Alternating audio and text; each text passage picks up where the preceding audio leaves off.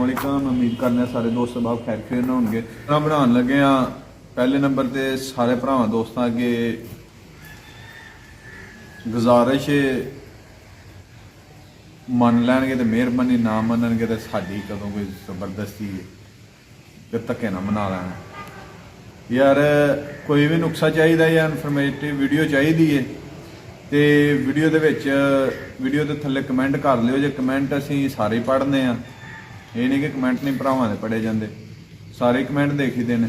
Comment कर लियो जे जिस चीज़ का भी नुक्सा चाहिए है, जिस चीज़ की जानवर की इनफॉर्मेशन चाहिए हो वीडियो मिल जाएगी। तो 100% आजमाया होया नुक्सा मिलेगा जिस चीज़ का भी चाहिए है। तो ये सारे भरावां अगे रिक्वेस्ट है कि यार उंजी बहुत मसरूफियत होंदियां ने, फोन उंजी कालां जानवरों की सेल परचेज वाली बहुत ज़्यादा होंदियां, तो इस वास्ते ना नुक्सा दसी दा ही ना ही नुक्से वाली वीडियो बनाई दी है।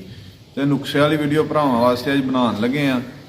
जिहड़े जानवर भरावां दे गर्मी करते हैं या इन्हां दिनां दे विच भरावां दोस्तां दे जानवरां थल्ले दुध कम है, उस चीज़ का मैं नुक्सा दसन लगा वां। अज तक इस तरह गुड़ नहीं दिता है। गुड़ जिहड़ा हुंदा है दोस्त सर्दियों के दिंदे ने गुड़, कच्चा गुड़ नहीं देना चाहिए। कच्चा गुड़ गां वास्ते ही जहर होंदा है, गां चंदरी करदी है।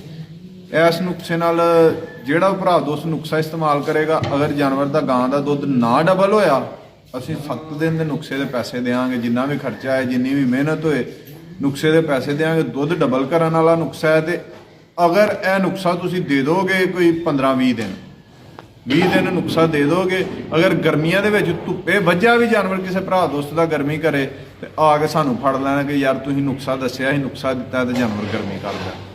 नुक्सा इंज अद्धा किलो गुड़ लैना, अद्धा किलो बाजरा लैना, अद्धा किलो वड़ेवे लैने।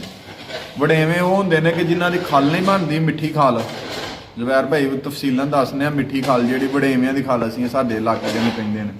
कई इलाके जो पेवे भी कहते हैं, मुख्तलिफ जगह उन्होंने नां ने, कोई कुछ दोस्त बनोला कहते हैं। तो अद्धा किलो गुड़, अद्धा किलो बाजरा, अद्धा किलो वड़ेवे लैने।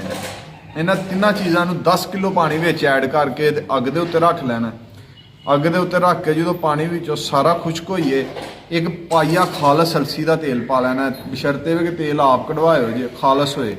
अलसी का तेल एक पाइया पा के एक बाला दे लेना। जदों अलसी के तेल का बाला आइए, सारा समान ठंडा होइए, यह वंडा इस्तेमाल करना 15 दिन ऐसे मकदार च यही रूटीन नाल इंज ही तैयार करके वंडा पाना। अगर जानवर किसी भरा दोस्त का जानवर गर्मियों के धुप्पे वजह भी गर्मी कर जे, वह जिम्मेदार आसम डोगर होएगा। यह गरंटी वाला आजमाया होया नुक्सा है। तो दुध नूं भी डबल करने वाला, डबल छड़ के जिहड़ा जिस जानवर थल्ले 8 किलो दुध दे उहदे थल्ले 16 किलो दुध ना होए, उहदी साडी जवाबदारी होएगी। असीं ये नहीं कि फालतू नुक्सा दसना। अलहमदुलिल्लाह दादियों पड़दादियों जानवरों का काम किया, जद्दी पुश्ती यही काम ने। असीं जुम्मा 8 दिन काम करदे नहीं होए। जिहड़ा भी नुक्सा दसांगे अथेंटिक होएगा, पूरा गरंटी शुदा।